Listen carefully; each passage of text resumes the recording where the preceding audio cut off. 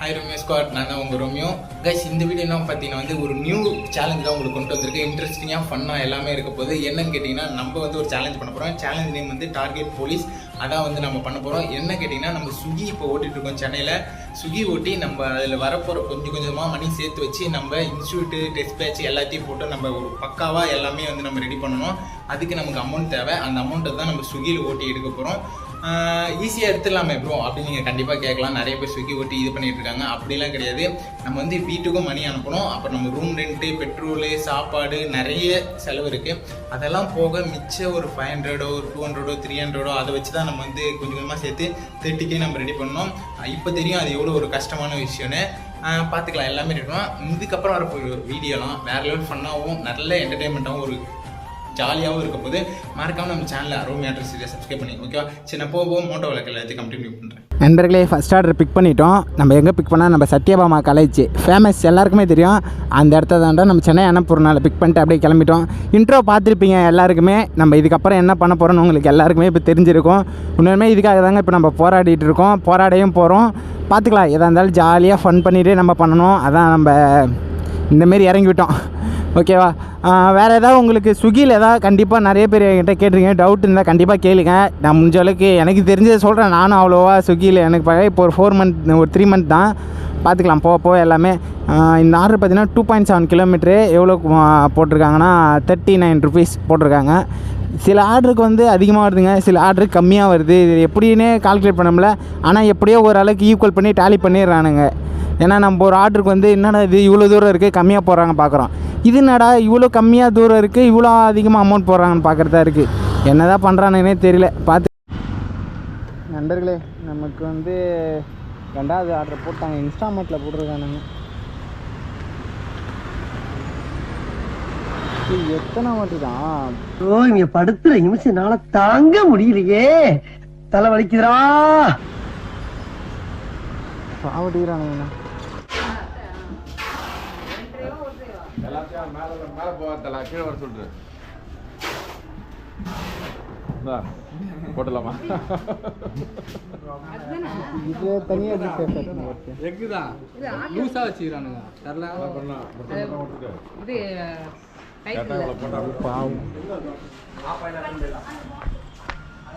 Guys, அந்த அண்ணன் ரொம்ப பாவங்க. அவர் 24 ரேக்கில் வச்சோடனே ஒரு பொருள் மட்டும் எடுத்துகிட்டு போயிட்டார். ஒரு பொருள் தான் அப்படின்னு சொல்லிட்டு. ஆனால் அதுக்கப்புறம் தான் தெரியுது கிட்டத்தட்ட எவ்வளோ பொருள் பாருங்கள். அந்த ரேக்கு, அந்த எக்கு ஒரு கிரேடு ஃபுல்லாக. ஐயோ, ரொம்ப பாவங்க. வாங்க, நம்ம நிலமை அந்தமாரி மாறி இருந்தால் நம்ம என்ன பண்ணுறது இன்னைக்கு. நண்பர்களே, அந்த அண்ணன் ரொம்ப பாவங்க. எனக்கு இன்னமும் பார்த்தா அவர் எப்படிங்க எடுத்துகிட்டு போவார். தயவுசெய்து ஸ்விக்கியில் ஆர்டர் பண்ணுறேன், இன்ஸ்டாமார்ட்டில் ஆர்டர் பண்ணுறேன் எல்லாருமே கொஞ்சமாச்சும் இந்த வீடியோ கொஞ்சம் பாருங்கள். அவர் இப்போ எப்படி நாங்கள் வச்சுருக்கிட்டு இந்தமாரி நான் ஸ்கூட்டியாக இருந்தால் கூட அவர் எப்படியா கொஞ்சம் எடுத்துகிட்டு வந்துடலாம் ஈஸி. அவர் கிட்டத்தட்ட அவர் 2 வீலர் பெரிய பைக் வச்சுருக்காங்க. அவ்வளோ பொருள் எப்படிங்க எடுத்துகிட்டு வரணும். ஆனால் நம்ம ஈஸியாக ஆர்டர் பண்ணுறது ஈஸிங்க. நான் அது நீங்கள் கேட்பீங்க இதாண்டா உங்கள் வேலை அப்படின்னு கேட்டிங்கன்னா, கண்டிப்பாக எங்கள் வேலை தான் இது. பட் ஆனால் இப்படி நாங்கள் பண்ணால் எப்படி நாங்கள் எடுத்துகிட்டு வரது. சப்போஸ் ஒரு பொருள் டேமேஜ் ஆகுது, ஸ்லிப்பாகி கீழே விழுது, வண்டி ஏதாவது ஒரு டைம் ஆக்சிடென்ட் கூட ஆகுதுன்னா அவங்க நிலைமையை கொஞ்சம் நினச்சி பாருங்கள். இவ்வளோ பொருள் நீங்கள் ஆர்டர் பண்ண வேணாலாம் நான் சொல்ல. இவ்வளோ பொருள் ஏன் அப்படின்னு கேட்குறேன். சப்போஸ் ஆர்டர் பண்ணுறீங்கன்னா ஃபஸ்ட்டு கொஞ்சம் பொருள் ஆர்டர் பண்ணுங்கள். அடுத்தது முடிஞ்சோடனே இன்னும் கொஞ்சம் பொருளை தனியாக ஆர்டர் பண்ணுங்கள். நீங்கள் அதே டைமில் 2 டெலிவரி பாய்க்கு ஹெல்ப் பண்ணுற மாதிரியே இருக்கும். அவங்களுக்கும் கொஞ்சம் இதாக இருக்கும். பாவங்க ரொம்ப. அந்த அண்ணன் ஃபஸ்ட்டு எடுத்துகிட்டு போயிட்டாங்கங்க. ஃபஸ்ட்டு அந்த பொருள் ஒரே ஒரு பேக் தான். அந்த ஒரு பேக்கே பார்த்தா அந்த ஒரு பேக் அவ்வளோ பொருள். சரி, அந்த அண்ணன் அப்போ இவ்வளோ பொருளாக அப்படின்னு நினச்சிட்டு போகிறப்ப எல்லாம் கூப்பிட்றாங்க உள்ளேருந்து. ப்ரோன்னு இவ்வளோ பொருள் இருக்குது ப்ரோ. வெளியே பார்க்குறாரு, இன்னும் ஒரு 3 பேக்கு ஒரு எக்கு கிரேடு. அவர் எப்படி எடுத்துகிட்டு போவார். ஐயோ பாவங்க. அந்த அண்ணன் பார்க்குறாரு, ஒரு மாதிரியாக கஷ்டமாக இருக்குங்க. என்ன பண்ணுறதுன்னு தெரியலன்னு. அப்புறம் ஒரு அண்ணன் சொன்னாங்க, ப்ரோ எனக்கும் அந்த சைடு தான் போட்டிருக்காங்க, நான் கொஞ்சம் பேக் எடுத்துக்கிறேன் அப்படின்னு சொல்லிட்டு இன்னொரு அண்ணன் சொன்னாங்க, ஸ்விக்கி டெலிவரி அண்ணன். உங்களை மாதிரி மனுஷன்லாம் இருக்கனாலதான் கொஞ்சமாச்சும் மழை பெய்யுது. அந்தமாரி மனசு தான் உண்மையிலே. கைஸ், இந்த வீடியோ பார்த்தீங்கன்னா தயவுசெய்து அந்தமாரி பண்ணுங்கள். நான் ஒரே வாட்டி எல்லா பொருளையும் ஆர்டர் பண்ணுறாதீங்க, கொஞ்சம் கொஞ்சமாக பண்ணுங்கள். ஓகேவா. ஜஸ்ட்டு இது ரெக்வஸ்ட் தான், ஆர்டர்லாம் கிடையாது, ஜஸ்ட்டு ரெக்வஸ்ட் தான். ஏன்னா எங்களை மாரி ஸ்விக்கி பாய் டெலிவரி பண்ணுற டெலிவரி பாய்க்கெலாம் அவ்வளோ கஷ்டம் இருக்குது. ஆனால் இருந்தாலும் அதை காட்டிக்காமல் நாங்கள் அந்த இன்சென்டிவ்க்காக ஆர்டரை கம்ப்ளீட் பண்ணுறதுக்காக இதை பண்ணி தான் நாங்கள் ஆகணும். சரி விடுங்க, பார்த்துக்கலாம். ரோமியோ ஸ்குவாட் ஒருத்தனுக்கு வந்து வாழ்க்கையில் பிரச்சனை வரலாம். வாழ்க்கையே பிரச்சனையாக இருந்தால் என்னங்க பண்ணுறது, கடுப்பாக இருக்குங்க.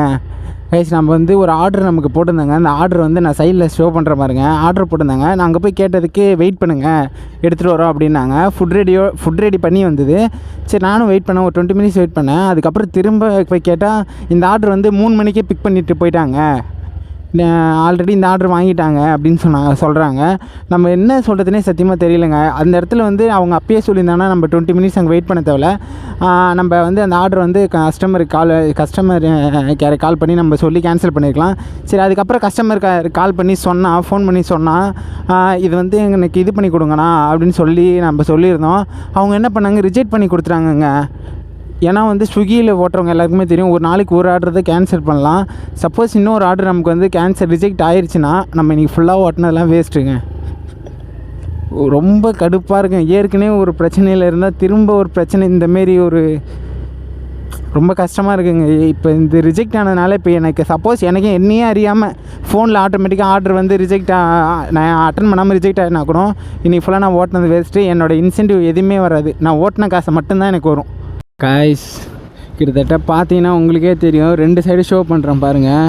எத்தனை மணிக்கு 4:19க்கு ஆர்டர் நம்ம வந்து ஒரு ஆர்டர் வந்து போட்டாங்க, அதோட எத்தனை மணிக்கு ஆர்டர் போட்டிருக்காங்க பாருங்கள். முடியலைங்க. இப்போ வர ஸ்விக்கி என்ன ஆச்சுன்னே தெரில. எல்லாருமே கேட்டால் ரொம்ப கஷ்டப்படுறாங்க. ஏன் என்ன இந்த அப்டேட் ஒன்று பண்ணாங்க, அதுலேருந்தே இப்படி தான் இருக்குது. கடுப்பாக இருக்குங்க.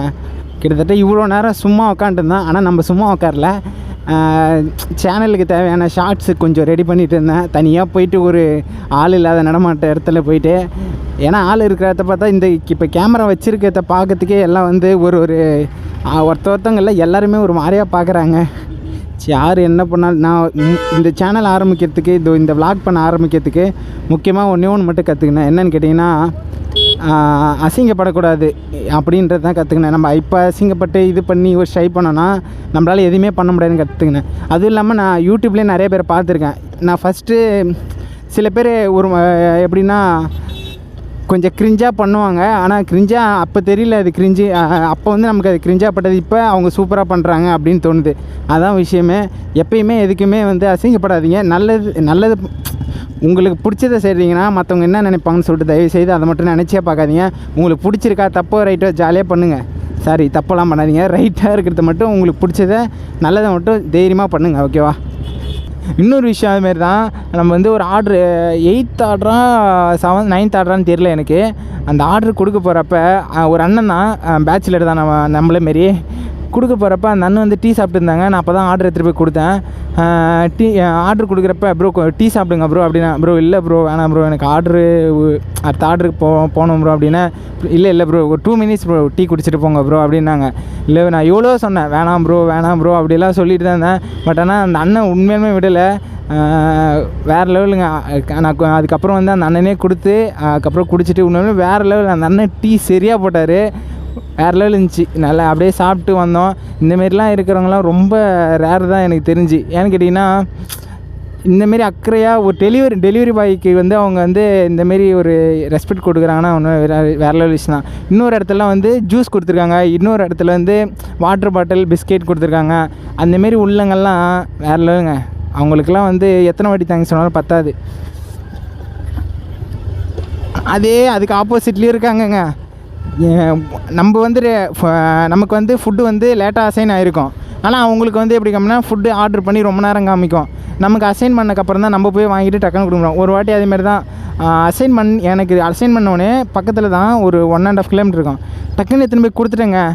ஏன்ப்பா சீக்கிரமாக எடுத்துன்னு வந்து உன்னால் கொடுக்க முடியாதாப்பா அப்படின்னாங்க. நம்ம அதுக்காக என்னங்க எதுவுமே பண்ண முடியாது. அப்படி எதுவும் பண்ணலாம் ரேட்டிங்ஸில் கை வைப்பாங்க. கைஸ், நான் இப்போ ஒரு கொஷின் கேட்குறேன். யாரெல்லாம் கொஷின் இல்லை, இந்தமாரி யாரெல்லாம் நினச்சி பார்த்துருக்கீங்கன்னு சொல்லிட்டு கமெண்ட் பண்ணுங்கள். அந்த காலத்துலாம் வந்து அவங்க வந்து வாழறதுக்காக தேவைப்பட்ட சாப்பாடு அது மட்டும்தான். அப்போ அந்த காலத்தில் சொல்கிறேன் சாப்பாடு. அந்த சாப்பாடு தேவையான பொருள் மட்டும் அவங்க சேகரித்து சாப்பிட்டு அவங்க ஃபேமிலியாக இருந்தாலும் சரி, தனியாக இருந்தாலும் சரி சந்தோஷமாக இருந்தாங்க. ஆனால் இப்போ இருக்கிற ஜென்ரேஷன் நம்ம எப்படி இருக்குன்னா, நம்ம பிறந்தோடனே பால்வாடி போயிட்டு ஸ்கூல் போகிறோமா, ஸ்கூல் போயிட்டு காலேஜ் போகிறோமா, காலேஜ் போயிட்டு வேலைக்கு போகிறோமா, வேலைக்கு போயிட்டு மேரேஜுக்கு அப்புறம் அதுக்கப்புறம் நம்ம வயசாகிட்டதுக்கப்புறம் அப்படியே செத்துரும். இதுதான் நம்ம டைம் டேபிள். இல்லை எல்லாரோட டைம் டேபிள் இதுதான். ஆனால் ஏன் நம்ம இப்படி வாழறோன்னு நமக்கே தெரியல. எல்லாத்துக்கும் ஒரே காரணம் மணி. உறவுகளே, சத்தியமாக ரொம்ப கடுப்பாக இருக்குங்க. என்னதான் ஆச்சுன்னு தெரியல இந்த ஸ்விக்கிக்கு.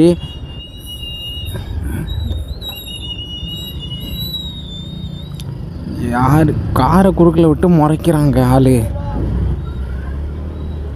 ஸ்விக்கிக்கு கைஸ் ஃபஸ்ட்டு சொன்னல 1 ஹவருக்கு ஒரு ஆர்டர் போட்டாங்க. திரும்பங்க கிட்டத்தட்ட ஒரு 40 நிமிஷமாக ஆர்டரே போடலைங்க. கடுப்பாக இருக்குங்க. இந்த டைமுக்கெல்லாம் கிட்டத்தட்ட ஃபஸ்ட் இன்சென்டிவ் கிட்ட வந்திருப்பேன். ஒரு 2 ஆர்டரு, இன்னும் நமக்கு 10 ஆர்டர் இருக்குங்க ஃபஸ்ட் இன்சென்டிவ்க்கு. ஃபஸ்ட்டுலாம் நான் ஸ்விக்கி ஓட்டுறப்பெல்லாம் ஜாலியாக இருக்கும், டக்கு டக்குன்னு ஆர்டர் வரும், ஒரு மாதிரியே இன்ட்ரெஸ்ட்டாக இருக்கும். ஆனால் இப்போ மொத்த இன்ட்ரெஸ்ட்டும் போகுதுங்க. என்ன தான் பண்ணுறானே தெரிய மாட்டேங்குது.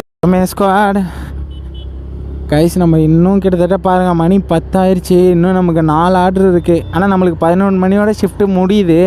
நமக்கு சப்போஸ் நம்ம செகண்ட் இது ஓட்டுறோன்னா புக் பண்ணி நம்ம ஓட்டிக்கலாம். ஆனால் இதோட முடித்தாலே நமக்கு இன்சென்டிவ் வரும். போதும் கைஸ். இன்னொரு ஹாப்பியான நியூஸ் உங்களுக்கு சொல்லலான்னு இருக்கேன். கண்டிப்பாக அது வந்து நாளைக்கு வீடியோவில் நான் சொல்கிறேன். ஏன்னு கேட்டிங்கன்னா ரொம்ப இது ஒரு வாய்ப்பு. நமக்கு வந்து காட் வந்து ஒரு ஆப்பர்ச்சுனிட்டி கொடுத்துருக்காரு. நம்ம அதை பயன்படுத்திக்கலாமா வேணாமான்னு சைடு உங்கள் சைட்லேருந்து நீங்கள் கண்டிப்பாக சொல்லுங்கள், நம்ம பார்த்துக்கலாம். சரி ஓகேவா. நான் வந்து இன்னும் 4 ஆர்டர் இருக்குது. ஏதாவது வந்து நல்ல கண்டென்ட் கிடைச்சா உங்களுக்கு அந்த விளாக் கண்டினியூ பண்ணுறேன். ஓகேவா. சப்போஸ் இந்த வீடியோவோட எண்டு வீடியோ வந்து நான் வீட்டில் கூட எடுத்து போடுறேன். Okay, bye bye, love you all. மறக்காமல் எல்லாம் லைக் பண்ணிவிட்டு பாருங்கள். நம்மளோட ஹார்ட் ஒர்க், நம்மளோட டார்கெட் போலீஸ் சேலஞ்சை நம்ம வேறு லெவல் கம்ப்ளீட் பண்ணுறோம். ஓகேவா. Okay, bye bye, love you all.